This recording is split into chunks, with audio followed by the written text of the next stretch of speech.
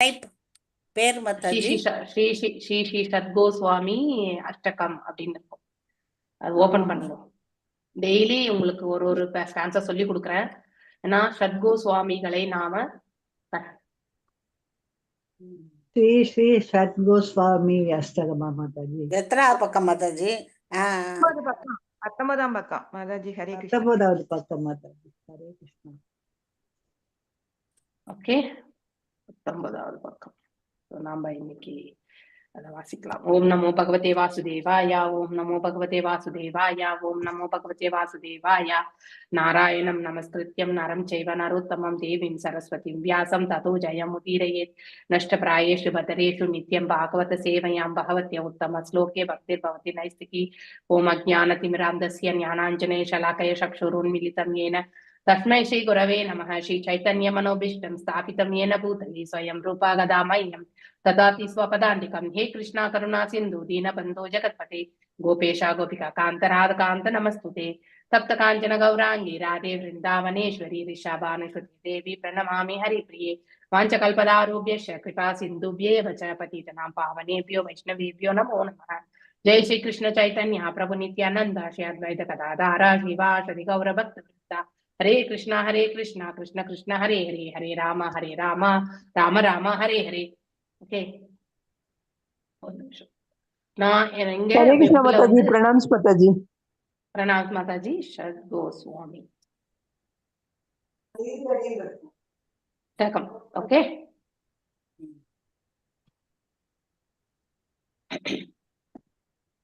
So நீங்க எல்லாருக்கும் புக்ல செகண்ட். ஸோ இங்க கோயில்ல அதுதான் அந்த டெம்பிள் பிரசிடென்டோட மாதாஜி வந்து சொல்லி கொடுத்துட்டு இருக்காங்க. ஸோ நாம அதையே வாசிப்போம். ஓகே, ஆறு கோஸ்வாமிகளை பற்றி. ஆமா, பற்றியதான் 6 கோஸ்வாமிகளை யார் பாடுறதுன்னா ஸ்ரீனிவாசாச்சாரியா பாடுறாரு. Okay, so Acharya is singing about the prayers. அவங்கள பத்தி, அவங்களுடைய அதாவது உயர்வான பண்புகள் இல்லையா, அவர்களுக்கு அவர் வந்து அந்த பிரேயர்ஸை வந்து சமர்ப்பிக்கிறார் அவர் வந்து.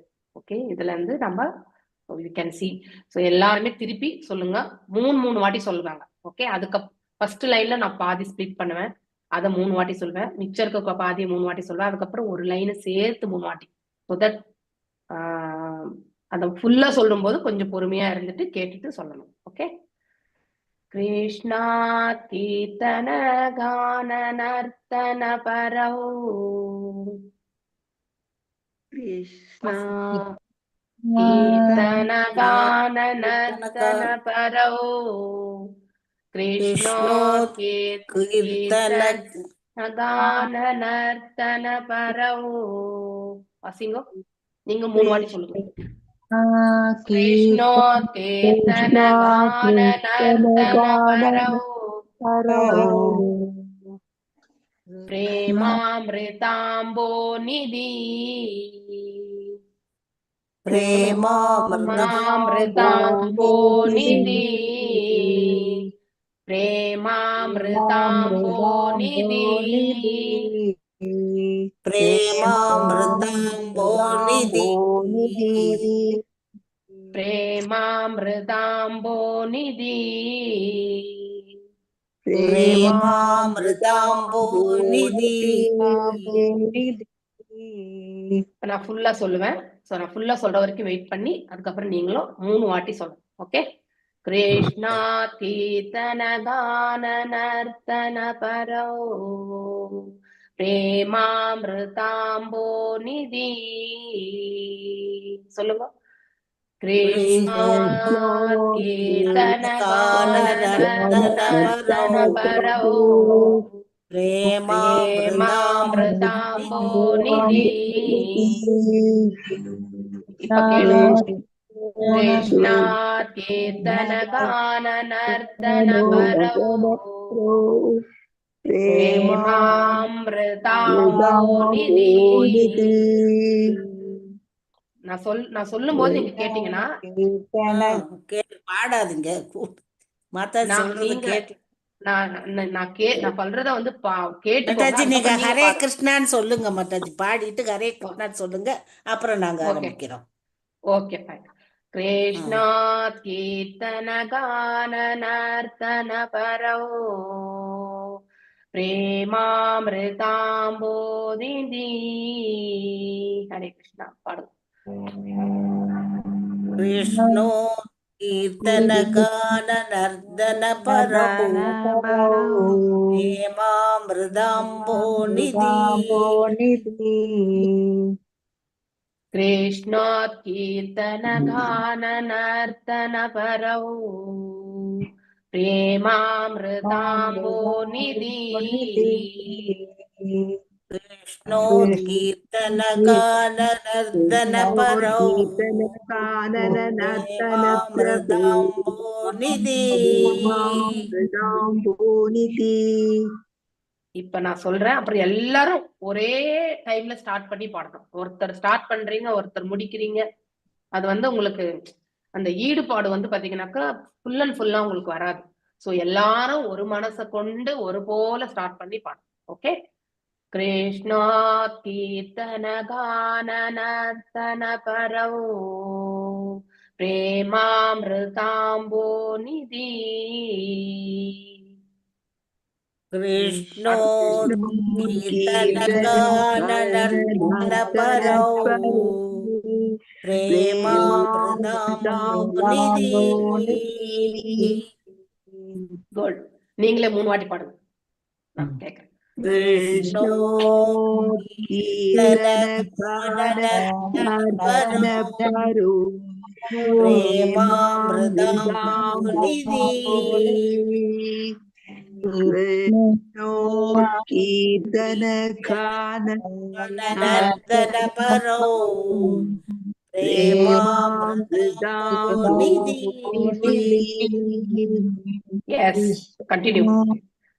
कृष्णात् कीर्तनगाननर्तनपरौ प्रेमामृताम्बोनिधि.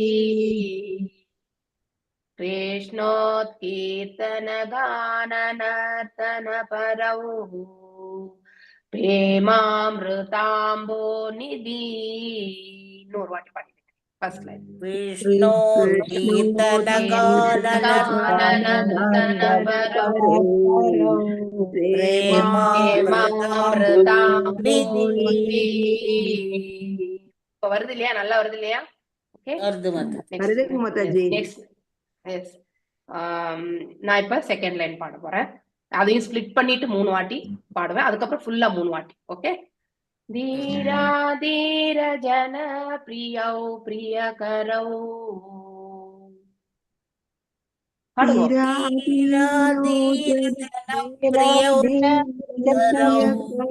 ஸ்லோ ஸ்பேஸ்ல எடுத்துட்டு போகணும். ஸ்லோ ஸ்பேஸ் எடுத்துன்னு போகணும். தீரா தீரான்னு ஃபாஸ்டா பாடக்கூடாது, ஸ்லோவா. धीरा धीर जन प्रियौ प्रियकरौ. धीरा धीर जन प्रियौ प्रियकरौ. धीरा धीर जन प्रियौ प्रियकरौ.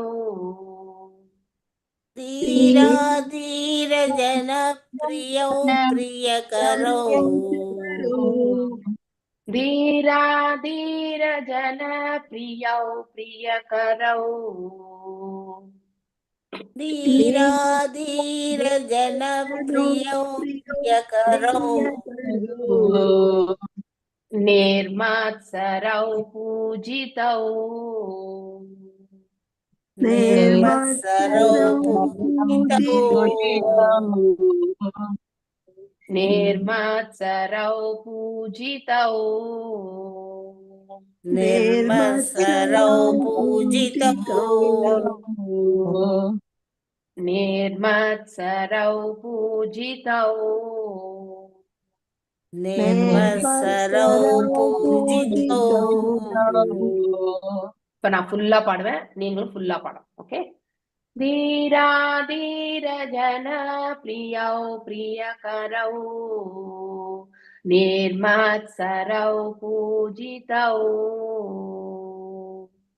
धीरा धीर जन प्रियौ प्रियकरौ निर्मत्सरौ पूजितौ.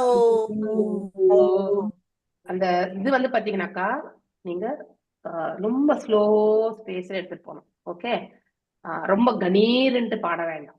ஸோ இந்த பாடல் முழுவதுமே நீங்க கணீர் கணீர்னு பாடக்கூடிய பாடல் கிடையாது.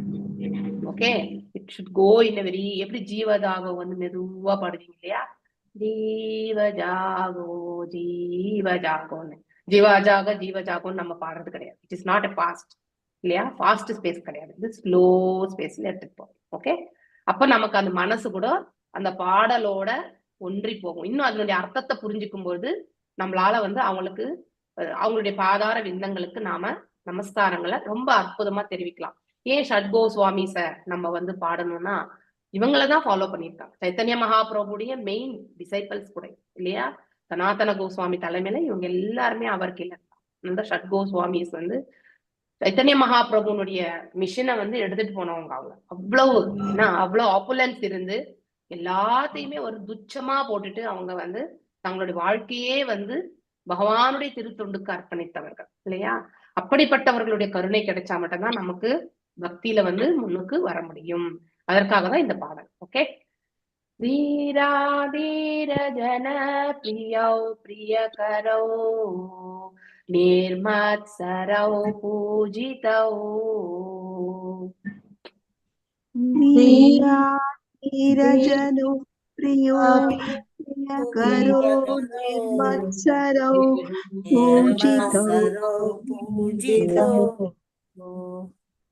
श्री चैतन्य कृपाबरौ भुवि भुवो. पाडुंगा. श्री चैतन्य कृपाबरौ भुवि श्री चैतन्य कृपाबरौ भुवि भुवो. श्री चैतन्य कृपाबरौ भुवि भुवो. श्री चैतन्य कृपाबरौ भुवि भुवो. श्री चैतन्य कृपाबरौ भुवि भुवो. भारावहन्तारकौ भारावहन्तारकौ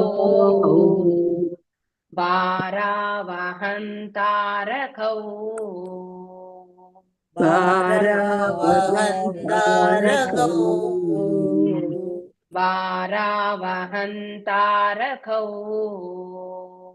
भारावहन्तारकौ. இப்ப சேர்த்து பாடலாம். श्री चैतन्य कृपाबरौ भुवि भुवो भारावहन्तारकौ.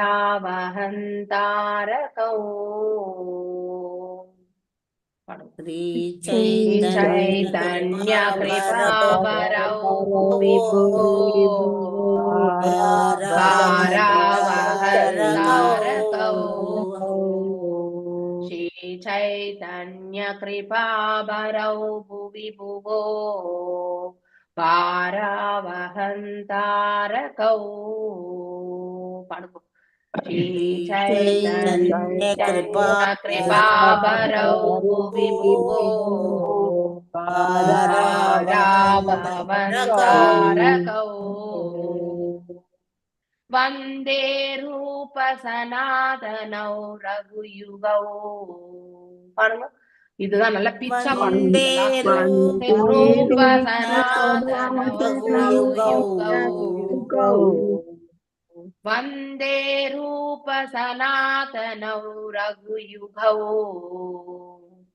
वन्दे रूप सनातनौ रघुयुगौ.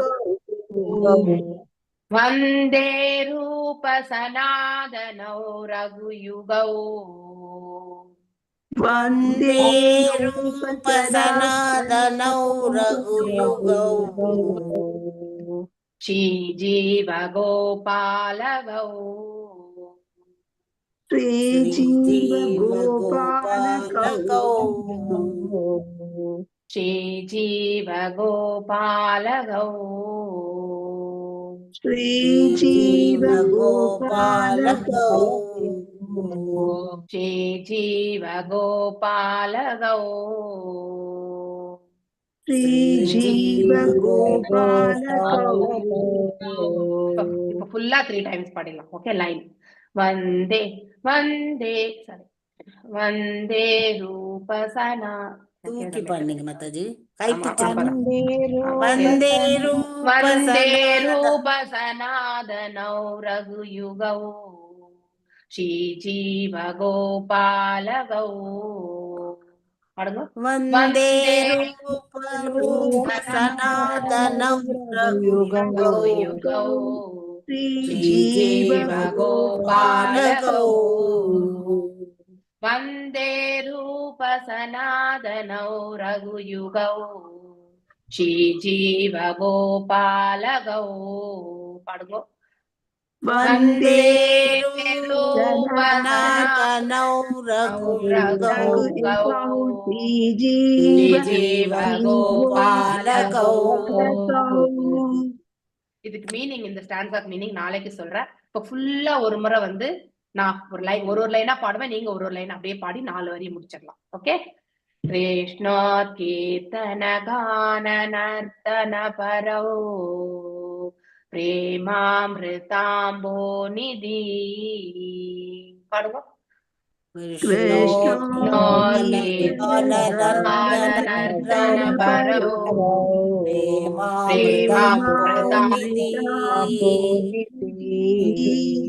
धीराधीरजन प्रियौ प्रियकरौ निर्मत्सरौ पूजितौ पाडो. धीराधीरजन प्रियौ प्रियकरौ निर्मत्सरौ पूजितौ श्री चैतन्य कृपाभरौ भुवि भुवो भारावहन्तारकौ पाडो. श्री चैतन्य कृपाभरौ भुवि भुवो भारावहन्तारकौ वन्दे रूप सनातनौ रघुयुगौ श्री जीव गोपाल गौ पाडो. वन्दे रूप सनातनौ रघुयुगौ श्री जीव गोपाल गौ. விஜயகுமாரி மாதாஜி, நீங்க ஒரே இதுல பாடுறீங்க. அந்த ஏத்த இறக்கத்தை கொஞ்சம் நீங்க ஃபைன் டியூன் பண்ணீங்கன்னா அழகா வரும். ஓகேங்களா? வந்தே வந்தே ரூப சனாதனௌ ரகு யுகௌ. இப்ப பாத்தீங்கன்னா ரகு யுகௌ அப்படின்னா மேல வரும் இல்லையா? ஸ்ரீ ஜீவ கோபால கௌ. அந்த கௌ வந்து பாத்தீங்கன்னா அழுத்தமா இருக்கும். கோபாலன்னும் போது சாஃப்டா இருக்கும். சோ அந்த ஏத்த இறக்கத்தை வந்து அதுல லைட்டு பாடும்பொழுது நமக்கு இன்னும் அந்த ஈடுபாடு கரெக்டா வந்துடும். ஓகே. சோ ஈடுபாடை கொண்டு வர்றதுக்காக தான் இந்த பாடல்கள் எல்லாமே நீங்க பாடுறது. சோ ஷட் கோஸ்வாமிகளுக்கு நம்முடைய பிரார்த்தனை. நான் மட்டும் ஒரு முறை இந்த ஸ்டான்ஸா பாடிட்டு நம்ம இந்த செக்ஷனுக்கு போகலாம். ஓகே. கிருஷ்ணோ கீர்த்தன கான நர்த்தன பரோ பிரேமாமிருதாம்போ நிதி धीराधीरजन प्रियौ प्रियकरौ निर्मत्सरौ पूजितौ श्री चैतन्य कृपाभरौ भुवि भुवो भारावहन्तारकौ वन्दे रूप सनातनौ रघुयुगौ श्री जीव गोपाल गौ. புஷ்பா மாதாஜி, தமிழ்ல மீனிங் மட்டும் படிங்க இந்த ஸ்டான்ஸாக்கு. ஓகே.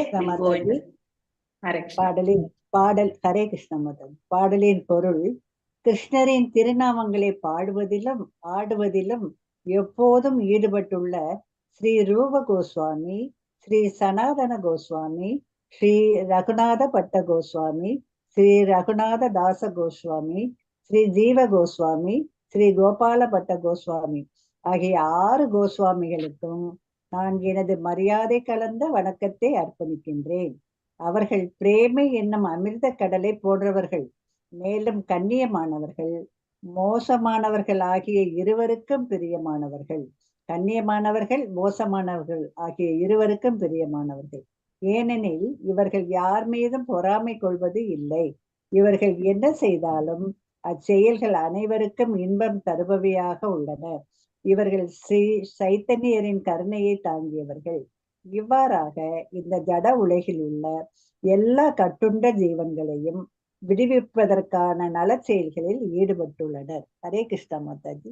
தேங்க்யூ. ஹரே கிருஷ்ணா. இல்லையா? வந்தே ரூப சனாதனௌ ரகுயுகௌ ஸ்ரீ ஜீவ கோபாலகௌ. அந்த ரகு யுகவுல வந்து 2 ஆச்சரியம் கனவுல, அதாவது சாரி உங்களுக்கு தூக்கத்துல எழுப்பி கேட்டா கூட சொல்லணும். வந்தே நமஸ்காரங்கள் யாருக்கு பண்ணணும்?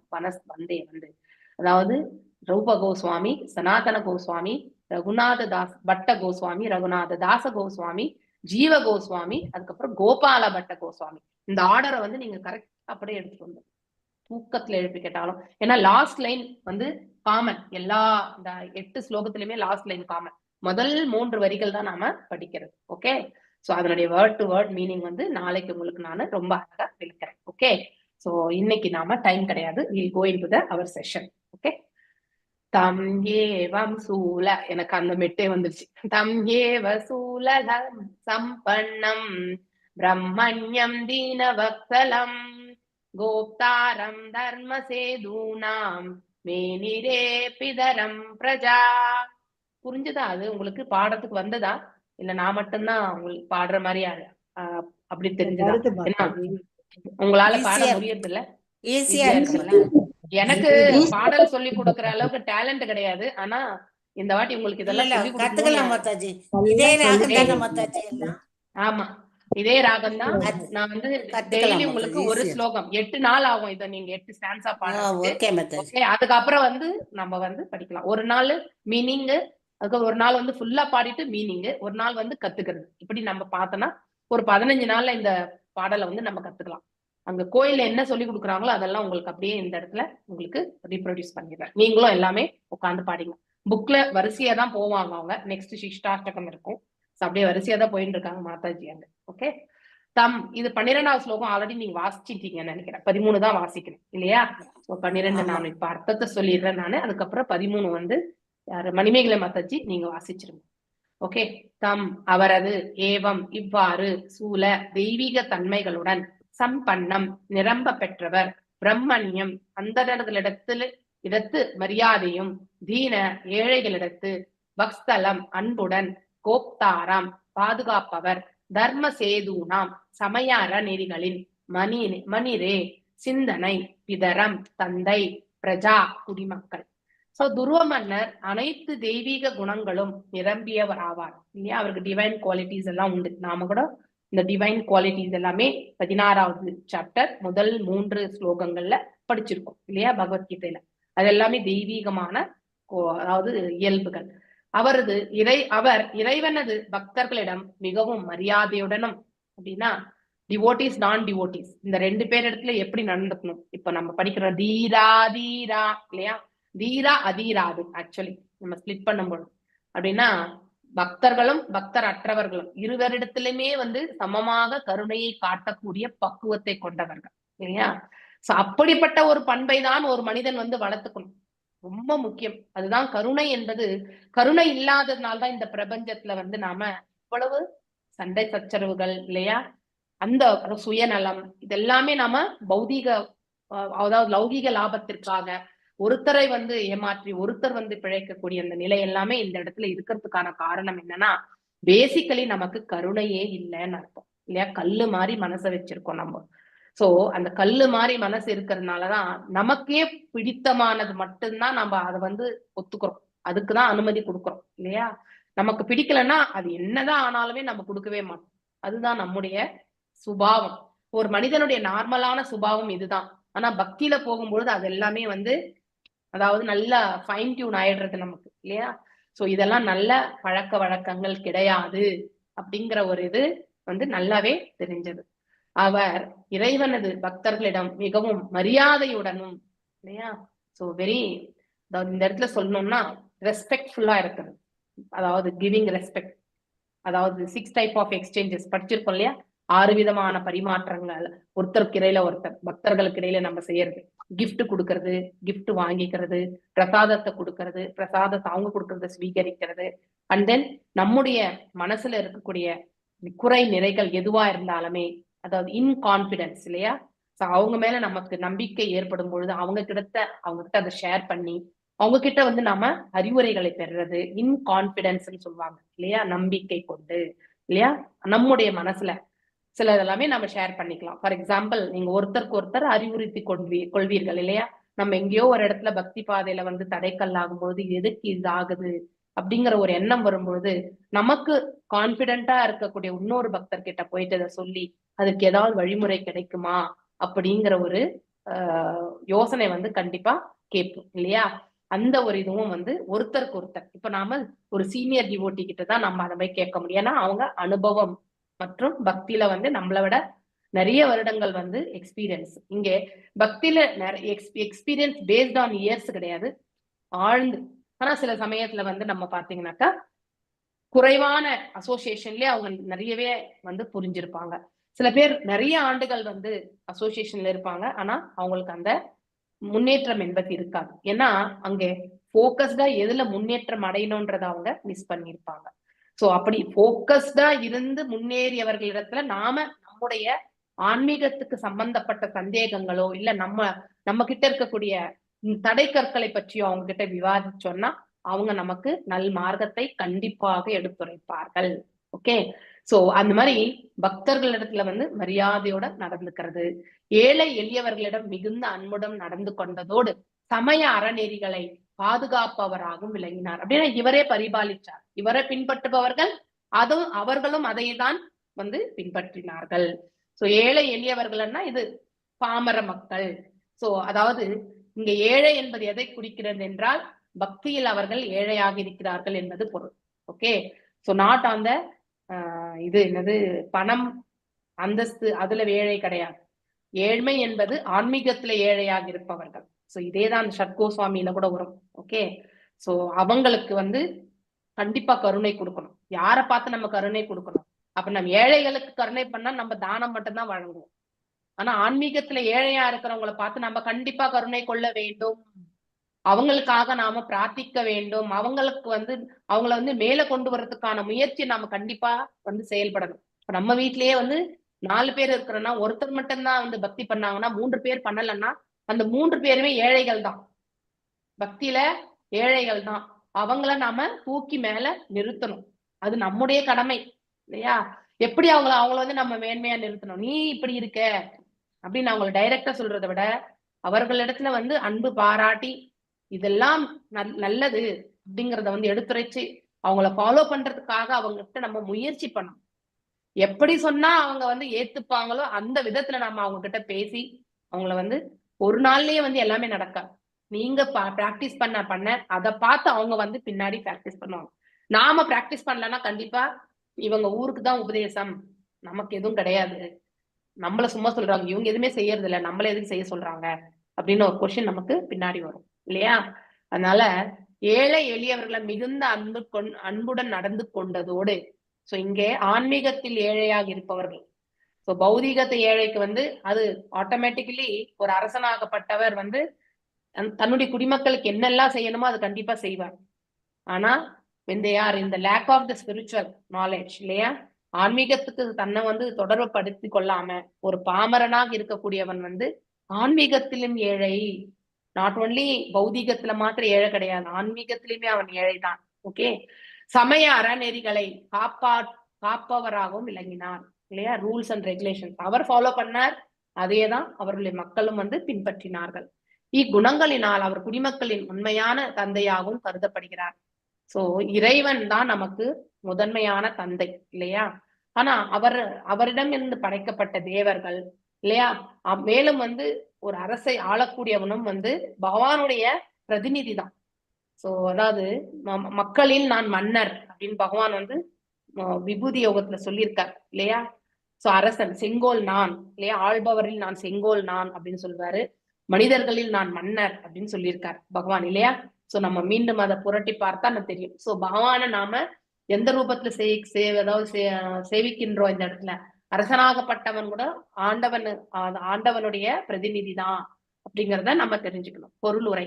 துருவ மன்னரின் தனிப்பட்ட குணங்களாக இங்கே குறிப்பிடப்பட்டிருப்பவை எல்லாம் ஒரு அரச முனிவருக்குரிய முன் உதாரண குணங்களாகும். அப்படின்னா அரசனாக இருந்தாலும் அவர் அனைத்தையுமே துறந்த நிலையில் இருக்கிறார் அப்படின்னா அதன் மீது பற்று கொள்ளாமல் இருக்கிறார்.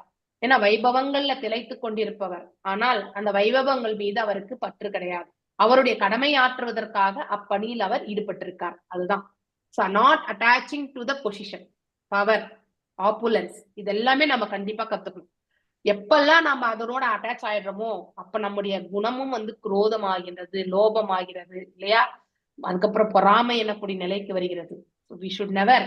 ஆன்மீகம் மாத்திரம், பௌதிகம் மாத்திரம் கிடையாது, ஆன்மீகத்துல கூட நமக்கு அந்த கம்பேரிசன் வரவே கூடாது. மிக மிக தவறு. ஒரு பக்தர் முன்னேறி சென்று கொண்டிருக்கிறார் என்பதற்காக அவரை பார்த்து நாம பொறாமை கொள்ளவே கூடாது. அவருடைய மேன்மையான நிலையை கண்டு நாம ஆனந்தம் கொள்ளணும். அது ரொம்ப முக்கியம். ஒருத்தர் ஆன்மீகத்துல முன்னேறி போகிறார்கள்னா அவங்கள பார்த்து நாம சந்தோஷிக்கணும், நம்மளால முடிஞ்ச சகாயத்தை செய்யணும். இதெல்லாமே மிக மிக முக்கியமானது. சோ நாம அடுத்தவங்களை பார்த்து கண்டிப்பா நாம அந்த நிலை இல்லையே நம்ம நினைக்கவே கூடாது. எஸ்பெஷலி ஆன்மீகத்துல கம்பேரிசனே வரக்கூடாது. நம்ம நிலை என்ன, அதை எப்படி ஒண்ணு மேன்மையை எடுத்துட்டு போகணும், அப்படி அதை பற்றி மட்டும்தான் நம்ம யோசிக்கணும். அடுத்தவர்களை பத்தி நாம ஆன்மீகத்துல அவங்க எப்படி போறாங்க, நம்ம எப்படி போகணும், இதெல்லாம் யோசிக்க கூடாது. நாம எங்கேயாவது குறையாக இருக்கின்றோம் என்றால் அந்த குறைய எப்படி நிவர்த்தி செய்யறதுக்கு அவங்க கிட்டயே நம்ம அட்வைஸ் கேட்டு வாங்கிட்டேன், அது தவறே கிடையாது. If we are very much அவங்களோட நமக்கு அசோசியேஷன் ஸ்ட்ராங்கா இருந்து அவங்க நமக்கு நம்பிக்கை, அவங்க நம்மள நம்புறது, இந்த இருதரத்துல நம்பிக்கை இருக்கும் பட்சத்துல அவங்க கிட்ட கேட்டு நம்ம அதை தெரிஞ்சுக்கலாம் இல்லையா. ஆனா பொறாமை என்பது மட்டும் இருக்கக்கூடாது. சோ இந்த இடத்துல அதை நம்ம கண்டிப்பா புரிஞ்சுக்கணும். ஒரு மன்னர் மட்டுமன்று நவீன ஜனநாயக தலைவர்கள் அல்லது பொதுவான ஒரு அரசு கூட இது போன்ற நற்குணங்கள் உடையதாக இருத்தல் வேண்டும். அது மன்னர் ஆட்சிக்கு மாத்திரம் பொருத்தம் கிடையாது, இங்க குடியாட்சிக்குமே அது பொருந்தக்கூடியதுதான். அவ்வாறு இருந்தால் அந்நாட்டின் குடிமக்கள் மிக்க மகிழ்ச்சி அடைவர். ஏன்னா ஆள்பவனுடைய செயல்கள் எப்பொழுதுமே ஆளப்படுபவர்கள் மீது கண்டிப்பாக திணிக்கப்படும் இல்லையா. நன்மையா இருந்தாலும் திணிக்கப்படும், தீமையா இருந்தாலும் திணிக்கப்படும். ஆள்பவன் கொற்றவன் எப்பொழுது தர்ம நெறிகளை பரிபாலிக்கின்றானோ மக்களும் அதையே அவரை பின்பற்றி பரிபாலிப்பார்கள். கொற்றவன் அதாவது அநீதியான செயல்களில் ஈடுபட்டு கொண்டிருந்தால் தர்ம நெறிகள் எதுவும் இல்லாம மேலும் மக்களும் அதையே தான் பயிற்சி பெறுவார்கள். இதுதான் நடக்கக்கூடிய ஒன்று இல்லையா. அதனால ஒரு ஆள்பவன் எப்படி இருக்கணும்ன்றதுக்கான ஒரு கருத்து இந்த இடத்துல துருவ மன்னருடைய வழிகாட்டுதலை நாம் இந்த இடத்துல பின்பற்ற வேண்டும் என்று பிரபுபாதர் இந்த வியாக்கியானத்துல ரொம்ப அழகா குறிப்பிடுறார். துருவ மன்னரை அவர் குடிமக்கள் தங்கள் தந்தையாக கருதினர். ஏன்னா that's way you would have cared இல்லையா. மக்கள் மீது அக்கறை என்பது ஆள்பவர்களுக்கு இருக்கணும். தன்னுடைய சுயநலத்தை ஒரு பக்கம் தனியாக ஒதுக்கி வைக்கணும். ஆள்வதற்கு வந்ததே பொது நலன் கருதிதான் வந்திருக்கிறதே இல்லையா. பொது சேவை என்று எண்ணிக்கொண்டுதான் ஆள்வதற்காக வந்திருக்கோம். அதை விடுத்துட்டு நாம சொத்துக்களை சேர்த்துக்கிறது இல்லையா, நமக்கு எது பிடிக்கிறதோ அதை செய்யறது, அதை எல்லாருமே கேட்கணும்னு எதிர்பார்க்கறது, அதெல்லாம் மிக மிக தவறான ஒன்று. ஆக்சுவலி ஆளக்கூடியவனுக்கு மக்கள் செய்யக்கூடிய பாவங்களில் 6ல் 1 பகுதி அவர்களை போய் சேருவான். இந்த சாஸ்திரத்தை தெரிஞ்சா இந்த பதவிக்கு போகணும்னு போட்டி போட்டு போறவங்க எல்லாமே குறைஞ்சு போய். ஆனா இந்த சாஸ்திர விதி தெரியாம தான் எல்லாருமே நான் நீன்னு போட்டி போட்டுண்டு இல்லையா எம்எல்ஏ எம்பியா நின்று நாம் என்ன பண்றோம், பாவங்களை செய்யறோம். அவங்க செய்யற ஒரு பாவம் ஒரு பக்கம் இருந்தாலும் அவங்களால வழிநடத்தப்படக்கூடிய இந்த பிரஜைகள் செய்யக்கூடிய பாவங்கள்ல 6ல் 1 பகுதி அவங்களுக்கு போய் சேரும். அதே மாதிரிதான் உள்டா கூட 6ல் 1 பகுதி நன்மைகளும், அதாவது நற்குணங்களால் தர்ம காரியங்கள் செய்யக்கூடிய இந்த பிரஜைகள் அவங்க செய்யக்கூடிய தர்ம காரியமே அவர்கள் நல் முறையில் நடத்தப்பட்டால், நல் முறையில் அவங்களுடைய வாழ்க்கை தரத்தை அவங்க இட்டு சென்றால் அதுல 6ல் 1 பகுதி அந்த ஆள்பவனுக்கும் போய் சேரும். இரண்டுமே உண்டு. ஆள்பவனுக்கு புண்ணியமும் போய் சேரும், பாவமும் போய் சேரும், ரெண்டுமே சேரும். அப்ப ஆள்பவன் எப்படி இருக்கணும், தர்ம நெறி அறிந்து இருக்க வேண்டும் இல்லையா. மக்களை வந்து நல் மார்க்கத்தில் இட்டு செல்ல வேண்டும். அவன் எவ்வாறு இட்டு செல்ல முடியும்? அவனே அதை பின்பற்றினால் மட்டும்தான் இல்லையா? இப்ப ப்ரீச்சிங் பண்றவங்க கூட வந்து அவங்க இங்க என்ன எடுத்துரைக்கிறாங்களோ அதுல வந்து அவங்களும் பரிபாலிக்கணும். அப்பதான் அந்த ஆசனத்துல உட்கார்ந்து கொண்டு சொல்றதுக்கு வந்து அதுக்கு ஒரு வேல்யூ இருக்கும். அதை கேட்டாலும் வந்து பக்தர்கள் வந்து அதை பின்பற்றுவார்கள். நாம சொல்லக்கூடிய இந்த வார்த்தைகள்ல வந்து வந்து சத்திய தர்மத்தை நாம கண்டிப்பா 100% நம்மளால கடைபிடிக்க முடியலன்னாலும் அட்லீஸ்ட் ஒரு 80% 90% நாம கண்டிப்பா வந்து கடைபிடிக்கணும். ஏன்னா நம்ம எல்லாம் குறையுடையவர்கள் இல்லையா? தவறு இழைக்கிறதுக்கான சான்சஸ் உண்டு. அந்த 10% அந்த தவறுக்கு நம்ம ஒதுக்கினாலும் மிச்சம் 80% வந்து இந்த சொல்லக்கூடியவர்களும் அந்த தர்மத்தை கண்டிப்பாக பரிபாலிக்கணும். அப்பதான் அந்த சொல்லக்கூடிய வார்த்தையுமே வந்து பவர்ஃபுல்லா போய் அடுத்தவங்களும் கேட்கக்கூடிய நிலையில வந்து போய் சேரும். அதர்வைஸ் ஆஃப்டர் சம் டைம் வந்து இது NND பிரபுஜி சொன்னது, நான் அப்படியே உங்களுக்கு திருப்பி சொல்றேன். அதர்வைஸ் அது லாங் டேர்ம்ல வந்து இந்த ப்ரோக்ராம் வந்து நடக்காது இல்லையா? இன்றைக்கு நம்ம 18 நாள் ப்ரோக்ராம் ஒரு காலகட்டத்துல இப்போ வெரி பீக் இல்லையா? சோ அப்போ ஒரே செஷன் தான் நடந்துருந்துச்சு. அதுக்கப்புறம் வந்து 2 செஷன் மாத்தணும் இல்லையா? இப்படி நம்ம 6 மணி மற்றும் 7 மணி மட்டும்தான் இருந்தது. அதுக்கப்புறம் தான் 3 மணியை கொண்டு வந்தோம். அதுக்கப்புறம் 9 மணி ஆனச்சு இல்லையா? இப்படி எக்ஸ்பேன்ஷன் எல்லாம் ஆச்சு. ஆனா இன்னைக்கு நம்ம வந்து நம்பர் ஆஃப் டிவோட்டிஸ் வந்து அட்டன் பண்றதே இவன் ரெஜிஸ்டர்டா இருக்கக்கூடிய டிவோட்டிஸ் கூட அட்டன் பண்ண மாட்டேங்கிறாங்க இல்லையா? ஏன்னா நாம அந்த பக்தி பாவத்தை கொண்டு நாம முன்னுக்கு போகணும். நாம எல்லாரும் மனிதர்கள் தான், தவறு இழைக்கக்கூடியவர்கள் தான். ஆனால் மனசை கொஞ்சம் இழுத்து பிடிச்சு நாம அந்த சமயத்துல நாம ஃபுல் அண்ட் ஃபுல் ஹார்ட்டடா இறைவன் மீது எண்ணிக்கொண்டு நாம் அதை செயல்படுத்தணும். இதெல்லாம் நாம சொல்றது இல்ல, இறைவன் நமக்கு இந்த ஸ்தானத்தை கொடுத்திருக்கார், நிமித்த மாத்திரம் நாம் இதை செய்கின்றோம் என்ற பாவனை கொண்டு இந்த பக்தி பிரசங்கத்தை நாம கண்டிப்பா செய்யணும். அவ்வாறு ஆற்றும் பொழுது கண்டிப்பாக நம்ம டீச்சர்ஸ் எல்லாருமே டேலண்டட் தான், யாருமே குறையே கிடையாது. தே ஆர் வெரி டிவோட்டட், எல்லாமே கரெக்ட். ஆனா இந்த மனசு இருக்கு இல்லையா, எந்த சமயத்துல வந்து நம்மள வந்து கீழே இறக்கி விடும்னு நமக்கு தெரியாது. இட் இஸ் நாட் இந்த அதை நம்ம கட்டுப்பாட்டுல கொண்டு வரணும். அவ்வாறு நம்ம சொல்லும் பொழுது அந்த வேர்ட்ஸ் வந்து கண்டிப்பா வந்து அந்த கேட்பவர்களை போய் நல்முறையில போய் சேரும் இல்லையா? அப்போ அவங்களும் வந்து கண்டினியூ பண்றதுக்கான அந்த மார்க்கத்தை 50% வரலன்னாலும் பரவாயில்ல, 50% வந்து டிவோட்டிஸ் வந்து கண்டிப்பா ரிட்டென்ஷன் ஆவாங்க. ஏன்னா ஆரம்பத்துல இருந்தே 50% தான் வந்துன்றது. அவ்வளவு ஜனங்க அட்டன் பண்ணாலுமே வந்து 50% டிவோட்டிஸ் தான் வந்து கடைசியில நிற்பாங்க. ஸோ அதனால எல்லா லாங்குவேஜஸ்லயுமே, ஆனா இப்போ பிற லாங்குவேஜஸ்ல எல்லாமே வந்து நல்ல முன்னேற்றம் அடைஞ்சிருக்கு. ஆனா இந்த வாட்டி நேற்று நைட் NND பிரபுஜி கால் பண்ணாரு, ரெஜிஸ்ட்ரேஷன் எப்படியா இருக்குன்னா, ஆனா போன மாசத்தை விட இந்த மாசம் கொஞ்சம் பரவாயில்லன்னு தோணுது. போன மாசம் 1-2 கூட கிடைக்கல இல்லையா? வெரி வெரி வர்ஸ்டா இருந்துச்சு. ஆனா இந்த மாசம் ஐ திங்க் ஓரளவுக்கு பரவாயில்லையா இருக்கு. அதனால இந்த டிவோட்டிஸை வந்து நீங்க அவங்களை எப்படி நீங்க வந்து என்கேஜ் பண்ணணும்னா, இது முக்கியத்துவம் வாய்ந்தது அப்படிங்கிற உணர வைக்கிற அளவுக்கு நாம அவங்க கிட்ட பேசணும். அதுதான் அதான் பகவான்கிட்ட நீங்க அர்ப்பணிச்சுட்டு என்ன பேச வைக்கிறது நீதான்ப்பா அப்படின்றத வந்து அவரிட பாதங்கள்ல வச்சுட்டு நீங்க அவங்களோட நீங்க கால் பண்ணி நீங்க பேசுனீங்கன்னா ஆட்டோமேட்டிக்லி கன்வின்ஸ் ஆகாதவங்க கூட வந்து மீண்டும் வந்து கிளாஸுக்கு வந்து சேருவாங்க. அதையும் மீறி வராதவங்கள மீன்ஸ் அவங்களுடைய கர்ம பலன் இன்னும் கிளியர் ஆகல அப்படின்னு பொறுமையோட நாம விட்டுட்டு அடுத்த வாட்டி அவங்கள வந்து கேட்டு மறுபடியும் இன்க்ளூட் பண்றதுக்கு நாம முயற்சி பண்ணணும். எப்பவுமே 10 வாட்டி முயற்சி பண்ணா 11வது வாட்டி கண்டிப்பா அவங்களுக்கு அந்த பிராப்தத்தை நம்ம வந்து ரொம்ப மோசமான இருக்கக்கூடியவங்களதான் நம்ம வந்து கரை சேர்க்கறதுக்கு வந்து முயற்சி பண்ணணும். எல்லாருமே இதுல ஒவ்வொரு சேவை பண்றவங்களுமே மிக மிக முக்கியமானவர்கள். வெறும் டீச்சர் மாத்திரம் கிடையாது, அட்மின் ஒவ்வொரு பக்தரும் வந்து அந்த ஆர்கனைசேஷன்ல வந்து உட்கார்ந்து கேட்கிறோம் இல்லையா, அவங்களும் முக்கியத்துவம் பெற்றவர்கள் இல்லையா? கேட்பதற்காக வந்திருக்காங்க, நாம சொல்வதற்காக இங்க உட்கார்ந்து இருக்கோம். ஆனால் நாமளும் இதை வந்து பரிபாலிக்கணும். அப்ப நாம அந்த சத்திய தர்மத்தை பரிபாலிக்கும் பொழுது எவ்வளவு முடியுமோ அவ்வளவு பண்ணிடணும். நம்ம தவிர்க்க முடியாத காரணங்கள் நம்மளையும் மீறி போறக்கூடிய விஷயத்துல நாம் ஒன்றும் பண்ண முடியாது, இறைவனிடத்தான் நம்ம சமர்ப்பிக்கணும். ஆனா நம்ம கையில இருக்கும் பொழுது கண்டிப்பா அதை பரிபாலிக்கணும் இல்லையா? சோ இங்க ஆள்பவனை பற்றி சொல்றாங்க. இப்போ NND பிரபுஜி சொன்னதை நான் உங்களுக்கு இப்ப இந்த இடத்துல சொல்லியிருக்கேன். சோ அதாவது சொல்லக்கூடிய டீச்சர்ஸ்னுடைய இதுவுமே வந்து ஸ்ட்ராங் கன்விக்ஷனா அவங்க வந்து இருக்கணும்.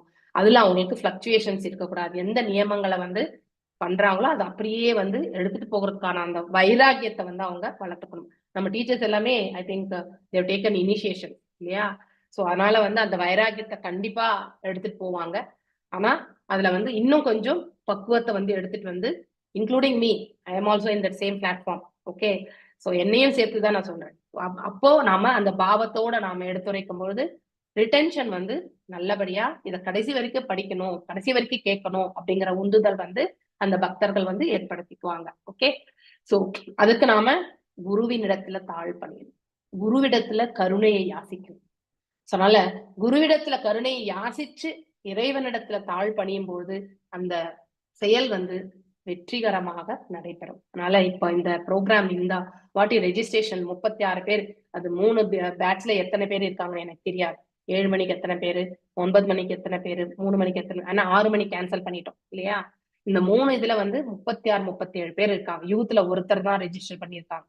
அதனால இந்த 37 பேரை வந்து நீங்க அட்லீஸ்ட் தக்க வைக்கிறதுக்கு நம்ம பார்க்கணும். ஓகே, சோ தற்காலத்தில் அரசாங்கத்தால் இதுதான் நம்ம செய்யக்கூடிய சேவை. That is no compulsion. ஆனா நம்ம சேவையை வந்து சேவை மனப்பான்மையோட எடுத்துட்டு போயிட்டு இவங்களுக்கு பகவானுடைய கருணை கிடைக்கணும், இவங்க பகவத்கீதையை வாசிக்கணும் அப்படிங்கிற பிரார்த்தனை கொண்டு நாம அவங்கள வந்து அப்ரோச் பண்ணும் பொழுது கண்டிப்பா அந்த பாசிட்டிவ் வைப்ரேஷன் வந்து அவங்களும் இத தரப்புல ஈர்க்கப்படுவாங்க. இந்த மந்த் வரலனாலும் அடுத்த மாசம் மீண்டும் அவங்கள வந்து கனெக்ட் பண்ணி இந்த குரூப்ல ஆட் பண்றேன்னு சொல்லி அதுக்கப்புறம் நீங்க கண்டிப்பா செய்யலாம். போன மாசத்துல வராதவங்கள கூட இந்த மாசம் கால் பண்ணி நீங்க ப்ளீஸ் இன்க்ளூட் தம், அவங்களையும் இதுல சேர்த்துக்கோங்க. சரிங்களா. தற்காலத்தில் அரசாங்கத்தால் மக்களின் முக்கிய தேவையான மக்களின் உயிர் மற்றும் உடைமைகளை பாதுகாப்பதற்குரிய உத்தரவாதம் அளிக்க முடியவில்லை. இது 100% இல்லையா.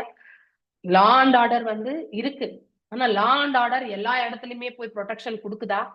எத்தனையோ சங்கடங்கள் எல்லாமே ஒரு இடத்துலயுமே நிகழ்கின்றது. அது எல்லாமே லா அண்ட் ஆர்டர் விஷனுக்கு போய் விடுறதே கிடையாது இல்லையா. லா அண்ட் ஆர்டர் அதாவது சட்டம் ஒழுங்கு துறை வந்து எல்லா இடத்துலயுமே வந்து நீக்கமர நிறைந்து கொண்டு வந்து பாதுகாப்பு கொடுத்துட்டு இருக்காங்களா என்ன? கண்டிப்பா கிடையாது. அப்ப ஏன் கொலை கொள்ளை எல்லாம் நடக்குது இல்லையா. சோ அது எல்லாமே உத்தரவாதமே கிடையாது. இன்னொன்னு, நாம் எதையாவது தொலைத்து விட்டோம் என்றாலும் அதற்கு நாம் இன்சூரன்ஸ் பண்ணி அதுக்கப்புறம் தான் அது கிளைமே பண்ண முடியும். இல்லைன்னா அது தொலைந்ததுதான். இப்ப போன் வாங்கினா கூட 10,000 கட்டி இன்சூரன்ஸ் பண்ணுங்க, தொலைஞ்சு போச்சுனாலும் வந்து டேமேஜ், பிசிக்கல் டேமேஜ் தொலைஞ்சு போச்சு இல்லைன்னா ஏதாவது ஆச்சுன்னா கூட நம்ம இன்சூரன்ஸ் கிளைம் பண்ணிக்கலாம் அப்படின்னு சொல்றாங்க இல்லையா. அது போல நம்ம அதுக்கும் ஒரு ரெமிடியா தான் வச்சிருக்குமே ஒழிய அதுக்கு உண்மையான ஒரு என்னது தீர்வு வந்து நம்ம காண்றது கிடையாது. அதாவது அப்படின்னா அதை தவிர்க்க முடியாதுன்னு அர்த்தம். இந்த எத்தனை பேரை நம்ம வந்து ஃபாலோ பண்ண முடியும் இல்லையா. சோ போலீஸ்காரன் பாத்தீங்கன்னா கெப்பாசிட்டி பார்ப்பாங்க. ஒரு இதுல 100 பேருக்கு ஒரு போலீஸ்காரர் அப்படிங்கிற விதத்துலதான் அந்த ரேஷியோ இருக்கும். அவங்களுக்கு ஒரு பர்டிகுலர் போலீஸ் ஸ்டேஷன் இருக்குன்னா அவங்களுக்கு இத்தனை போலீஸ் இருக்குன்னா அந்த ஏரியால எத்தனை ஜனத்தொகை இருக்கோ அந்த ரேஷியோ வச்சுதான் அந்த நபர்களுமே வந்து இது பண்ணுவாங்க. அப்போ அந்த ரேஷியோ மிக குறைவா இருந்துச்சுனாக்கா அவன் எத்தனை பேரை காப்பாற்ற மாட்டான் இல்லையா. சோ அதெல்லாம் மிக மிக கடினமான ஒன்று. இது தொடர்பான பிரம்மண்யம் என்னும் சொல் மிகவும் முக்கியத்துவம் வாய்ந்ததாகும். பிரம்மண்யம் அதாவது வேதங்களை கற்பதில் ஈடுபட்டு அதன் மூலம் முழுமுதற் கடவுளை அறிகின்ற அந்தணர்களிடத்துல துருவர் மிக்க மரியாதையும், அதாவது பிராமணர்களை கண்டிப்பா ரெஸ்பெக்ட் பண்ணணும் இல்லையா. So giving respect to the Brahmanas, அவங்களுக்கு சேரிட்டி இல்லையா, அதெல்லாம் கொடுக்கும்போது ஆட்டோமேட்டிக்லி அவங்களும் வந்து பக்தியில வந்து முழுமை பெற்று அவங்களும் வந்து இந்த வேத இதங்கள் எல்லாம் வந்து அவங்க வந்து நல்லபடியா செய்வாங்க. நாம அவங்கள கேர் பண்ணாதனால அவங்க அவங்களுடைய ஜீவனத்தை எப்படி தேர்ந்தெடுக்கிறதுன்றதுக்காக வேத சாஸ்திரங்களே விட்டு வந்து வெளியே போகக்கூடியவங்க. இப்ப வீட்டுக்கு ஒரு பிராமணர் மட்டும்தான் இப்ப செய்யணும்ன்ற ஒரு உந்துதல் இருக்கு. ஆனா அதுல யார் அதை தியாகம் செய்வாங்க அவங்களுடைய வாழ்க்கையிலன்றது நமக்கு தெரியாது இல்லையா. It is a full and full ஒரு ஆஸ்டரிட்டி தான், அது ஒரு தவ வாழ்க்கை தான் அது ஆக்சுவலி இல்லையா. அடுத்தவர்களையே நம்பி வாழக்கூடிய அந்த நிலையை ஏற்படுத்திக்கிறது வந்து எல்லாரும் ஒரு விதத்துல அடுத்தவர்களை நம்பிதான் வாழ்றோம். ஆனா மாசம் பிறந்த சம்பளம் 100% வந்துரும் அப்படிங்கிற நம்பிக்கை கொண்டு வாழ்றோம். நம்ம எல்லாரும் ஒரு இடத்துல சேவகம் தான் பண்றோம். we are also like them only. அங்க அவங்க வந்து டெஃபினட்டா அவங்களுக்கு கிடைக்குமா கிடைக்காதான்ற ஒரு நிலை. ஆனா இந்த இடத்துல டெஃபினட்டா நமக்கு சேலரி கிடைக்கும், அவ்வளவுதான் வித்தியாசமே தவிர நாமும் ஒரு சேவகம் தான், அவரும் வந்து சேவகம் தான். ஆனா அவர் செய்யக்கூடிய செயல் மேன்மையான இல்லையா, நாம செய்யக்கூடிய செயல் வந்து நம்முடைய ஜீவனத்தை வந்து நடத்துறதுக்காக செய்யக்கூடிய இல்லையா. சோ அவர் அதன் வழியாக வரக்கூடிய வருமானத்தை கொண்டு அவர் வந்து அதை வருமானம் சொல்ல முடியாது, தட்சணை கொண்டு அவருடைய வாழ்நிலையை நடத்தி கொள்கிறார். இன்றைக்கு 10 ரூபாய் வந்தா நாளைக்கு 10 ரூபாய் வரும்ன்ற கேரண்டி கிடையாது இல்லையா. இன்டெஃபினிட் வருமானம், ஆனா இது வந்து டெஃபினிட். ஸோ அப்படி இரண்டுமே வந்து சர்வெண்ட்ஸ் தான். ஆனா அந்த அந்த சர்வெண்ட்ல கூட இருக்கக்கூடிய அவுட்கம் வந்து நம்ம கண்டிப்பா பார்க்கணும். சோ அவர்கள் கிருஷ்ண உணர்வை பரப்புவதில் எப்பொழுதும் ஈடுபட்டு இருப்பவர்கள் ஆவர். ஓர் அரசனானது இறை உறவினை பரப்புகின்ற இயக்கங்கள் எடுத்து மிக்க மரியாதையுடன் நடந்து கொள்ள வேண்டும். ஸோ இப்ப இருக்கக்கூடிய காலகட்டத்துல அந்த இது இருக்குதான்றதே மிக மிக கடினமான நிலை இல்லையா? ஆனால் இன்று தீவினை பயத்தால் எந்த நாடும் அரசும் இது போன்ற இயக்கங்களுக்கு தங்கள் ஆதரவினை அளிப்பதே கிடையாது. ரொம்ப கிளியரா கம்யூனிகேட் பண்ணிட்டார். இதை எழுதணும்னா you should have a strong, அதாவது தைரியமும் இருக்கணும், சொல்றதுக்கு எழுதுறதுக்கு கூட தைரியம் இருக்கணும் இல்லையா? It is not easy. நம்ம ஆச்சாரியா பாத்தீங்கன்னா அப்படியே புட்டு புட்டு கரெக்டா டைரக்ட் தான் எல்லாமே. எந்த அரசுமே நிஜமாவே ஆதரிக்கிறதே கிடையாது. இதே வந்து பாத்தீங்கன்னாக்கா நம்ம பரத கண்டத்திலே எடுத்துக்கோங்களேன், எல்லாருமே வந்து செக்யூலரிசம் சொல்றாங்க. செக்யூலரிசம் சொல்லிட்டு ஓட் பேங்க்குக்காக தான் வந்து பாத்தீங்கன்னாக்கா மைனாரிட்டிஸுக்கு வந்து சப்போர்ட் பண்றாங்க இல்லையா? ஹிந்து, முஸ்லீம், கிறிஸ்டியன் நம்ம வந்து பிரிக்கிறோம். ஆனா நம்ம இஸ்கான்ல வந்து அப்படி கிடையாது, எல்லாமே ஒன்று இல்லையா? சனாதன தர்மத்தை தான் நம்ம ஃபாலோ பண்றோம். இங்க ஹிந்து, முஸ்லீம், கிறிஸ்டியன் வேறுபாடு கிடையாது.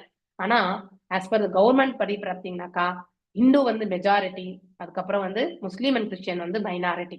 அவங்களுக்கான சலுகைகள் வந்து நிறையவே இல்லையா? இப்போ நீங்க இங்க பெங்களூர்லயே பாத்தீங்கன்னாக்கா ஒரு பர்டிகுலர் ஏரியால தான் அவங்க அந்த இது இவங்க இருப்பாங்க, மைனாரிட்டிஸ் பாத்தீங்கன்னா டாமினண்டா இருப்பாங்க. இப்போ இந்த பனசங்கரி இந்த சாரக்கி சிக்னல் கிட்ட பாத்தீங்கன்னாக்கா தர் இஸ் அந்த சிக்னல் ஆன உடனே இந்த லெஃப்ட் ரைட்ல பாத்தீங்கன்னா ஃபுல் அண்ட் ஃபுல் வந்து ஒரு மைனாரிட்டி இருக்காங்க. ஆனா அந்த அந்த பிரேக் அவுட் அந்த 4 ரோடு கூடுற இடம் ஓகே. ஆனா அந்த இடத்துல வந்து அது க்ளோஸ் பண்ணா எவ்வளவோ டிராபிக் வந்து ப்ராப்ளம் இல்லாம போகும். ஆனா அதை வந்து கண்டிப்பா மூட மாட்டாங்க, ஏன்னா அது மைனாரிட்டிஸ் வந்து கனெக்ட் ஆகுது. அதே ஒரு மெஜாரிட்டி இருக்கிற இடத்துல பாத்தீங்கன்னா சொல்ல மாட்டாங்க, கரெக்டா மூடிடுவாங்க, ஏன்னா மெஜாரிட்டி யாருமே கேட்க மாட்டாங்க இல்லையா? ஸோ தட் மீன்ஸ் அது அந்த இடத்துல எந்த அடிப்படையில வந்து பாரபட்சம் காட்டுறாங்க? That is have the government is running இல்லையா? இது ஒரு சிம்பிள் எக்ஸாம்பிள் சொல்றேன். எங்கெல்லாம் வந்து மைனாரிட்டிஸ் இருக்காங்களோ டாமினண்டா இருக்கவங்க அந்த ஏரியால வந்து எவ்வளவு மோசமான சூழ்நிலையா இருந்தாலும் அதை சகித்து கொண்டுதான் நாம கிராஸ் பண்ணி போகணும். ஆனா அதே வந்து மெஜாரிட்டியான இடத்துல வந்து அங்க அவசியம் கூட இருக்காது ஓரளவுக்கு, ஆனா அதை வந்து பர்ஃபெக்டா மூடிடுவாங்க, பர்ஃபெக்டா செயல்படுத்திடுவாங்க. அப்படின்னா மெஜாரிட்டியா இருக்கிறவங்க எதை வேணாலும் ஏத்துக்கணும், மைனாரிட்டிக்கு வந்து இந்த சலுகை கொடுக்கணும் அப்படிங்கறது வந்து இது பண்றாங்க. இது அப்பீஸ்மெண்ட் இல்லையா? இல்லைன்னா நெக்ஸ்ட் எலெக்ஷன்ல இவங்க ஓட்டு போட மாட்டாங்க, மைனாரிட்டிஸ் தான் போய் ஓட்டே போடுறது, மெஜாரிட்டி யாரும் ஓட்டே போடுறது இல்லை போயிட்டு இல்லையா? Very very rare. மெஜாரிட்டி பாப்புலேஷன்ல வந்து ஓட்டு போடுறது கம்மி, அதனால்தான் மைனாரிட்டிஸ் போட ஓட்டுல வந்து அப்படிப்பட்ட கவர்மெண்ட் வந்து செலக்ட் ஆகுறாங்க இல்லையா? இட்ஸ் ஒரு எக்ஸாம்பிள். இந்த அதாவது பாத்தீங்கன்னாக்கா இந்த பூமண்டலத்துல இருக்கக்கூடிய எல்லா நாடுகளுமே இந்த மாதிரிதான், இந்த அப்பீஸ்மெண்ட்ல தான் எல்லாமே நடந்துட்டு இருக்கு. நமக்கு தெரிஞ்சது ஒண்ணு, அட்லீஸ்ட் ஒரு எக்ஸாம்பிளா தான் நான் சொல்றேன். இது மாதிரி நம்ம நிறைய இடத்துல பார்க்கலாம் இல்லையா? சலுகைகள் கொடுத்து அது எல்லா இடத்துலயும் அப்படிதான் இருக்கு. இட் இஸ் நாட் இவங்க கரெக்டா அவங்க தப்புன்ட்டு கிடையாது, எல்லாருமே ஒரே மாதிரிதான் இருக்காங்க. அழகா சொல்லியிருக்காங்க, தீவினை இன்று தீவினை வயம் என்பது என்ன சொல்லுங்க? அவங்களுடைய சொந்த நலனுக்காக, நாளைக்கு பதவிக்கு மீண்டும் வந்து தக்க வச்சுக்கணுன்றதுக்காக. அது that is have the selfish இல்லையா? சோ அதனால அவர் தான் வந்து பொருளாதார ரீதியிலயோ வேற எதிர் இதுலயோ வந்து அவர் வந்து ஒரு மேன்மையான நிலையில அடையணும்னு நினைக்கிறார். ஆனா அந்த அந்த முன்னேற்றம் வந்து அநேக பாவப்பட்ட பணத்தினால வருதுன்ற அந்த தாத்பரியத்தை உணர்ந்தா கண்டிப்பா வந்து அந்த செயல் செய்ய மாட்டாங்க. இல்ல காமராஜரை போற வாழணும், இப்படி அந்த ஒரு பண்பு இருந்தா வாழ்க்கையில வந்து அவர் எதையுமே எடுத்துட்டு போகலாம் இல்லையா? That is how a social worker should be. பொதுநலவாதி வந்து அவ்வாறுதான் இருக்க வேண்டும். பொது சேவையில இருக்கிறவங்க அப்படித்தான் செயல்படணும் இல்லையா? இந்த டிட்டாச்சு மோட்ல செயல்படணும். ஆனா இன்றைக்கான காலகட்டங்கள் அதை நாம சொல்ல முடியாது, ஏன்னா அரசியல்வாதிகள் தான் ஒன் ஆஃப் த டாப் செல்வந்தர்கள் அவங்க ஒருத்தரா இருக்காங்க, ஒண்ணுமே பண்ண முடியாது இல்லையா?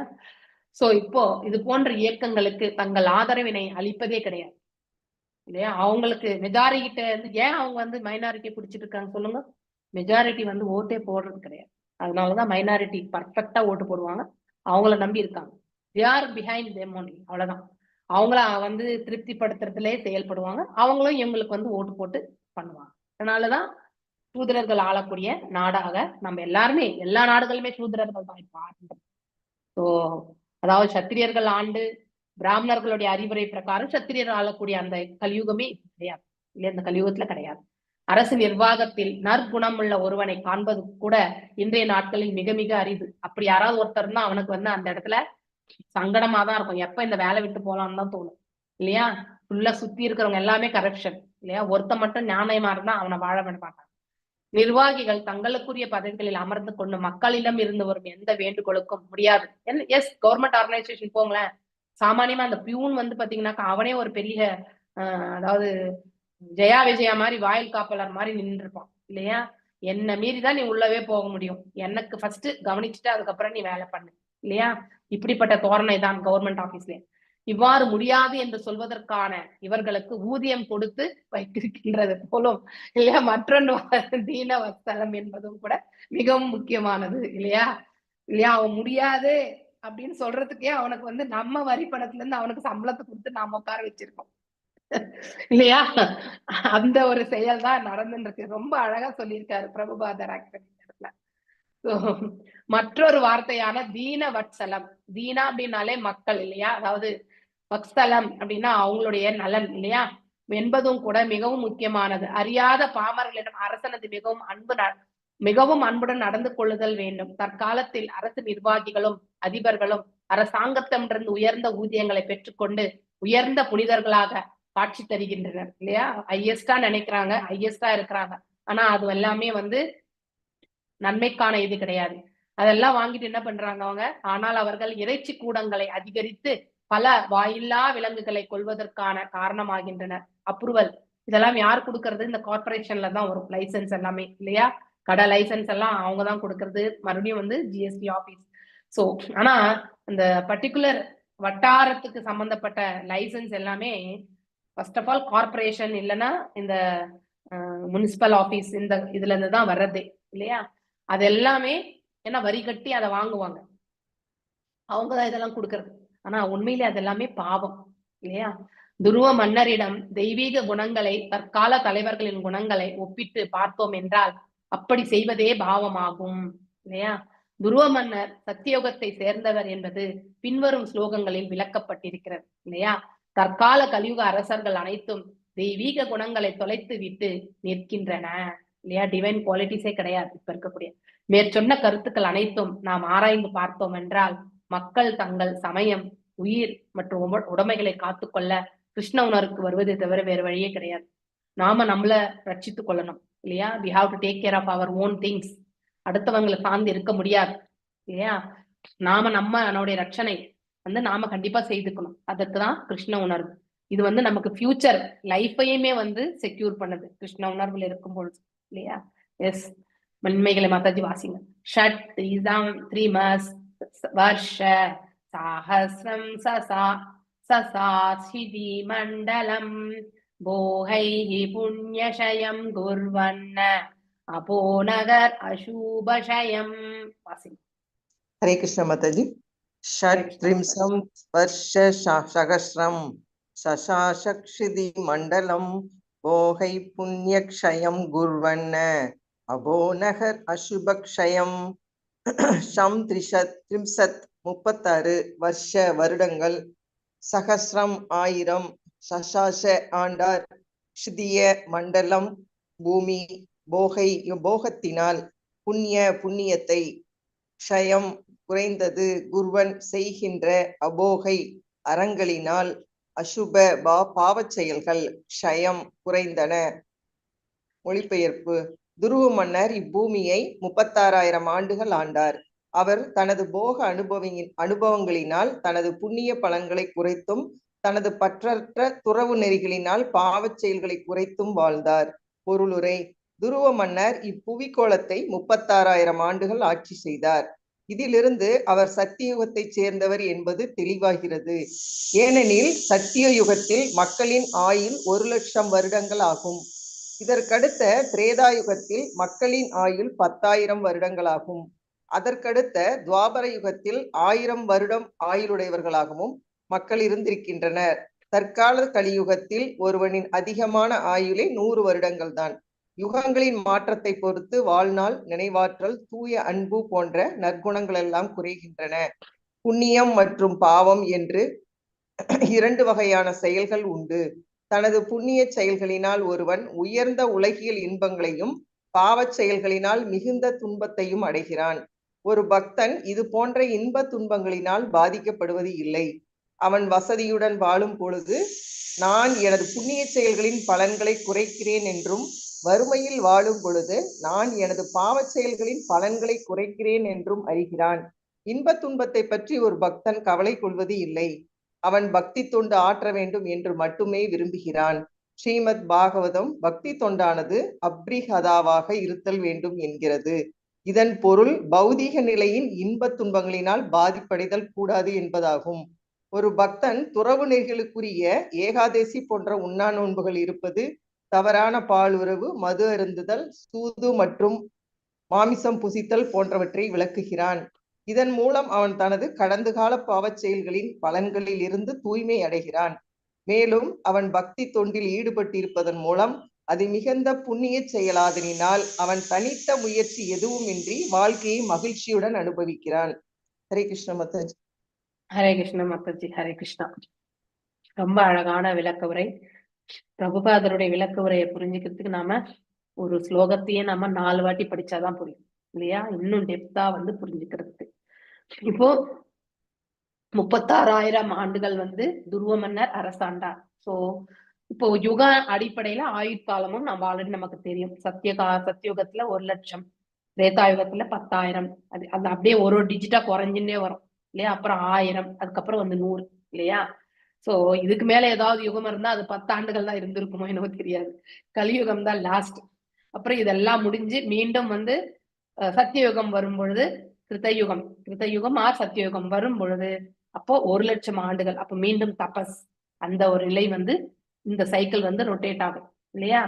சோ ஷட் த்ரீதம், ஷட் த்ரீம்ஸ், ஷட்டு, அதுக்கப்புறம் வந்து த்ரிம்சத் வர்ஷ, சாகஸ்ரம் அப்படின்னா 1000 இல்லையா?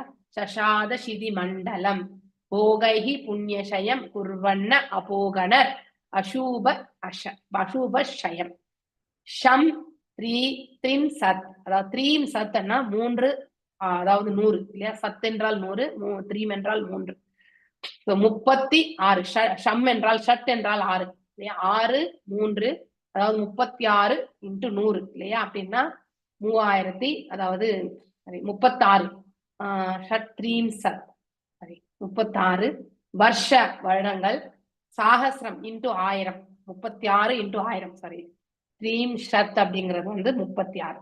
அந்த முழுசுமே வந்து 36 குறிக்கிறது. சோ வருஷா வருடங்கள், சாகசிரம் 1000, சாசச ஆண்டார், சிதிய மண்டலம் இந்த பூமண்டலத்தை வந்து துருவ மகாராஜ் ஆண்டார். போகைகி போகத்தினால், புண்ணியத்தை, ஷயம் குறைத்து, குருவன் செய்கின்ற, அபோகை அறங்களினால், அசுப பாவச் செயல்கள் ஷயம் குறைந்தன.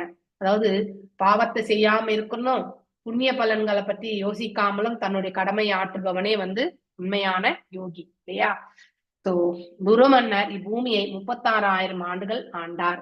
அவர் தனது போக அனுபவங்களினால் தனது புண்ணிய பலன்களை குறைத்தும், அப்படின்னா தான் என்ன செய்தாலுமே அதனுடைய அனைத்துமே இறைவனுக்கு சமர்ப்பித்து செய்யறது இல்லையா? தமது பற்றத்த துறவு நெறியினால், சோ நிறைய ஆஸ்டாரிட்டிஸ் எல்லாம் ஃபாலோ பண்ண தவ வாழ்க்கை மேற்கொள்றது, பாவச் செயல்களை குறைத்தும் வாழ்ந்தார். தவ வாழ்க்கை மேற்கொள்வதால் நாம தவறுகள் இழைக்காம இருக்கிறதுக்கான வாய்ப்பு தேடிக்கிறோம். தவறுகள் இழைத்தால் நமக்கு பாவங்கள் வந்து சேரும் இல்லையா? தவறு இழைக்காத போது பாவத்திலிருந்து நாம விலக்கி வைக்கப்படுகிறோம். அதனால்தான் பாவச் செயல்கள் எவ்வாறு குறைகின்றது என்பதை நாம தெரிஞ்சுக்கணும். துருவ மன்னர் இப்புவி கோலத்தை 36,000 ஆண்டுகள் ஆட்சி செய்தார். இதிலிருந்து அவர் சத்திய யுகத்தை சேர்ந்தவர். ஏன்னா அவ்வளவு ஆயுட்காலம் இருக்கு இல்லையா? தெளிவாகிறது. ஏனெனில் சத்தியுகத்தில் மக்கள் ஆயுட்காலம் 1,00,000 ஆண்டுகள், அதுக்கு அடுத்து திரேதாயுகத்துல 10,000 ஆண்டுகள், அடுத்து துவாபர யுகத்துல 1000 ஆண்டுகள், இப்ப கலியுகத்துல வந்து 100 ஆண்டுகள் இல்லையா? தற்கால கலியுகத்தில் ஒருவனின் அதிகமான ஆயுளே 100 வருடங்கள் தான் மேக்சிமம். 100 தாண்டி யாரோ ஒருத்தர் 2 பேர் தான் நம்ம சொல்ல முடியுமே ஒழிய வெரி ரேர். அது நான் 100க்கும் குறைவு. இப்ப அதிகபட்சமா பாத்தீங்கன்னா 70, 80s வந்து கண்டிப்பா இருக்கிறாங்க இல்லையா? சோ போக போக அது வந்து அப்படியே 50, 60s, அப்படியே 40 அந்த மாதிரி எல்லாம் வந்துடும். அதாவது கலியுகத்தினுடைய அதாவது முடிவு காலம் வரும்பொழுது மேக்சிமம் பாத்தீங்கன்னா 25, 30 அதுதான் ஆயுட்காலமாகவே வந்து நிற்கும். சோ அந்த அளவுக்கு நம்ம அதாவது குறையுடைய ஆயுளை வந்து பெறக்கூடிய அந்த நிலைக்கு வந்து சேரும் அப்படிங்கறதுதான் வந்து சொல்லப்பட்டிருக்கு சாஸ்திரங்கள்ல. சோ இப்படி மக்கள் இருந்திருக்கின்றனர். அக்கால கலியுகத்தில் ஒருவனின் அதிகமான ஆயுளே இது வந்து பர்மனண்டா எல்லாரும் 100 இயர்ஸ் இருப்பாங்கன்ற கேரண்டி கிடையாது இல்லையா? எப்ப வேணாலும் நம்ம மரணம் நம்ம பக்கத்திலேயே நம்ம தலைமையிலே தான் இருக்கு. எனி டைம் மரணம் வரும், வரவே வராதுன்ட்டு கேரண்டி கிடையாது. எப்ப வரும்னு நமக்கு தெரியாது. தட்ஸ் த டெத் ஆக்சுவலி இல்லையா? தற்கால கலியுகத்தில் ஒருவனின் அதிகமான ஆயுள் 100 வருடங்களே தான். யுகங்களின் மாற்றத்தை பொறுத்து வாழ்நாள், அதான் நம்முடைய லைஃப் டைம் இல்லையா, வாழ்நாள். அடுத்து வந்து நினைவாற்றல், அதாவது மெமரி. அதுக்கு வந்து தூய அன்பு, நம்ம அடுத்தவங்க கிட்ட எவ்வாறு நம்ம பழகிறோம் இல்லையா, அது எல்லாமே. கலியுகத்துல தான் மிக மிக மோசமான மனசே இருக்கிறது நமக்கு. துவாபர யுகம் நம்மளோட கொஞ்சம் துவாபர யுகம் வந்து நம்மளோட பரவாயில்ல, அதை விட பரவாயில்ல வந்து திரேதாயுகம், அதை விட பரவாயில்ல வந்து ரொம்ப ரொம்ப மேன்மையான இது வந்து சத்தியுகம். ஏன்னா தர்மத்தினுடைய 4 கால்கள் அப்படி இருந்தது. அதனோட முடிவு காலத்துலதான் ஒன்று போனது. அதுக்கப்புறம் 2 3 காலம் போயாச்சு, 4 3. இப்ப வந்து துவாபர யுகத்துல 3 கால் போயாச்சு. இப்போ ஒரே ஒரு காலோட தான் தர்மம் எனக்கூடிய அந்த எருது நின்று இல்லையா? சோ இப்போ இது போன்ற ஒரு பக்தன் இது போன்ற இன்பத் துன்பங்களினால் பாதிக்கப்படுறது கிடையாது. ஆனா உலகாயுதவாதி வந்து இதனால வந்து புண்ணியம் செய்தால் அதனால பலன்களை அனுபவிப்பான், பாவம் செய்தாலும் அதனுடைய பலன்களையும் அவன் அனுபவிப்பான். ஆனா பக்தனுக்கு வந்து இன்பத் துன்பம், அதாவது புண்ணிய பாவங்களை எல்லாம் கடந்த நிலையில் அதை ஏற்றுக்கொள்ளக்கூடிய பக்குவம் இல்லையா? ஒரு தீட்சை பெறக்கூடியவன் வந்து பாவத்திலிருந்து விலக்கப்படுகிறான். இது வரைக்கும் செய்த எத்தனையோ ஜென்மங்களான பாவத்திலிருந்து அவனுக்கு முக்தி கிடைக்கின்றது. யாரால? குருவினால. அந்த பாவத்தை எல்லாம் வந்து குரு ஏத்துக்கிறார், நம்மளை கரை சேர்க்கிறது இல்லையா? So that means we are more indebted to the guru இல்லையா? நம்ம எப்பவுமே அதாவது குரு மகாராஜுக்கு வந்து கடன் பட்டவர்கள். நம்மளை பாவத்துல இருந்து விலக்க வைக்கக்கூடிய அந்த ஒரு இது வந்து அவருக்கு அந்த கெப்பாசிட்டி அவருக்கு ஒருத்தருக்கு மட்டும்தான் உண்டு. அவர் அதை வந்து ஏத்துண்டு நம்முடைய நம்மள எல்லாம் பாவத்துல இருந்து விலக்கி அதனாலதான் நம்ம வந்து தங்கு தடை இருந்து பக்தி செய்ய முடியும். நமக்கு நிறைய தடை கற்கள் இருந்துன்னு இருக்கும். தீட்சை எடுக்கிறதுக்கு முன்னாடி, எடுத்த பிறகு, எடுக்கிறதுக்கு முன்னாடி நீங்க அந்த 2 அனுபவத்தை பார்க்கணும். கண்டிப்பா எடுக்கிறதுக்கு முன்னாடி இருந்ததை விட எடுத்த பிறகு உங்களுக்கு நிறைய மாற்றங்கள் இருக்கும். உங்களுடைய ஆன்மீகத்துல வந்து முன்னேற்றம் ஏற்படும். அப்ப முன்னாடி இருந்த தடை கற்கள் எல்லாம் எதனாலன்னா நம்முடைய பாவ சுமையினால் இல்லையா? It will be very very heavy. அந்த பாரத்தை வந்து யார் குறைக்கிறது? குருதான் இல்லையா? சோ அப்படிப்பட்டவருக்கு நாம என்றைக்குமே அபராதங்களை விளைவிக்க கூடாது. அது ஒண்ணு. நம்மளால அவருக்கு வந்து எந்த ஒரு ஆல்ரெடி நம்ம பாவம் மூட்டத்தை சுமக்கி இல்லையா? சோ இயேசு கிறிஸ்து எத்தனை பாவங்களை வந்து சுமந்தார் அப்படின்னு சொல்லுவாங்க இல்லையா? சோ எல்லாருடைய பாவங்களை நான் எடுத்துக்கிறேன். ஆனா இங்க இருக்கிறவங்க எல்லாருமே வந்து நன்னிலை அடையணும் அப்படிங்கறதுதான் ஒரு இது. அதுதான் ஒரு உத்தம புருஷருடைய இதுவே குவாலிட்டி. ஓகே, ஒரு பக்தன் இது போன்ற இன்பத் துன்பங்களால் பாதிக்கப்படுவது இல்லை. அவன் வசதியுடன் வாழும் பொழுது இல்லையா, நல்ல சொபஸ்டிகேட்டடா வாழ்க்கையில இருக்கான்னா, நான் எனது புண்ணிய செயல்களின் பலன்களை குறைக்கின்றேன் அப்படின்னா புண்ணியத்தை பற்றி அவன் வந்து யோசிக்க மாட்டான் இல்லையா? அனைத்தும் இறைவனுக்காக ஆற்றுகின்றேன் என்ற பாவத்தை அவன் வந்து எடுத்துட்டான். அவன் வறுமையில வாழ்ந்துட்டு இருக்கான்னு வச்சுக்கோங்க, அவன் வந்து நான் இந்த பாவ செயல்களின் பலன்களை குறைக்கிறேன் அப்படின்னா தவறு இழைத்து இந்த புலன்களுக்கு அடிமையாகாம அந்த பாவ செயல்கள் எல்லாம், இப்போ ஏதுமற்றவன் எதையாவது ஒண்ணு செய்யணும் இல்லையா அவனுடைய ஜீவனுக்கு, அதை வந்து சரியான விதத்துல எடுத்துட்டு போகிறவன் தான் உண்மையான பக்தன். தவறான விதத்துல வந்து அவன் வந்து அந்த பணத்தை ஈட்டுகிறான் என்றால் அது பாவ செயல். அதனால ஏழையாக இருக்கும் பட்சத்துல கூட தன்னுடைய தேவைகள் கொலவேச்சா ஸ்ரீதர் இல்லையா, அவர் அந்த தொன்னையை வித்துதான் வந்து அதுல 50% வந்து பக்திக்கும் 50% தான் அவர் வந்து இது பண்ணுவாரு. சைத்தன்ய மகாபிரபு வந்து சொல்லுவார், நீ ரொம்ப பணக்காரன், உன்கிட்ட இருந்து நான் வந்து வாங்க வந்திருக்கேன் அப்படின்னு சொல்லுவார். உனக்கு ஏதாவது கொடுக்கட்டுமானா கூட அவர் வேணான்னிடுவார். அதுக்கப்புறம் வந்து உன்கிட்ட வந்து வாங்க வந்திருக்கேன், அப்ப என்கிட்ட என்ன இருக்கு, இந்த தொன்னைதான் இருக்குன்றார் அவர் இல்லையா? அந்த பரோபகாரம் இல்லையா? மேலும் வந்து அவருடைய ஜென்டில்மேன் அந்த இது இப்ப நம்ம சம்பாதிக்க ஒரு, அதாவது சத்திரியனாகப்பட்டனும் மற்றும் வைசியனும் வந்து தன்னுடைய சம்பாத்தியத்துல 50% இறைவனுக்கு தொண்டுக்காக உபயோகப்படுத்தணும்னு சொல்லப்படுகிறது சாஸ்திர விதி பிரகாரம். ஆனா அட்லீஸ்ட் ஒரு 10% நம்ம கண்டிப்பா நம்ம செலவு பண்ணணும். அதுதான் வந்து மீதி மினிமம். அட்லீஸ்ட் நம்ம கொஞ்சமா ரட்சணை ஆகிறதுக்கான ஒரு மார்க்கம் நமக்கு கிடைக்கும். நம்ம சம்பாதிக்கக்கூடிய வழியில எல்லாமே வந்து தர்மம் இருக்காது, ஏதாவது தவறுகள் கூட இருக்கும். நம்மளே அறியாம நம்ம பார்த்து செய்தா கூட தவறு இல்லாத ஒரு செயல் இருக்காது இல்லையா? அதே மாதிரி சத்திரியனுடைய அரசாலத்துக்குடியிலையும் தவறு இல்லாம அவனுடைய அரசாலும் இருக்காது. ஏதோ ஒரு இடத்துல வந்து அவன் சிறு தவறு இழைத்திருப்பான் இல்லையா? அப்படிப்பட்டவன் கூட வந்து இந்த 2 பேருமே தன்னுடைய சம்பாத்தியத்துல வரக்கூடியதை வந்து 50% வந்து இறைவனுக்கு அருளினால் இல்லையா, அதுதான் இந்த சாஸ்திரங்கள் ரெக்கமெண்ட் பண்ணுது. ஆனா மினிமம் அட்லீஸ்ட் 10% நம்ம வந்து இறை தொண்டுக்கு நாம ஈடுபடுத்தணும். சோ அப்ப அவனுடைய பலன்கள் வந்து அது எதையும் எதிர்பார்க்காம கொடுக்கறது. அது அவ்வாறு அவன் புண்ணியங்களை குறைத்துக்கிறான்.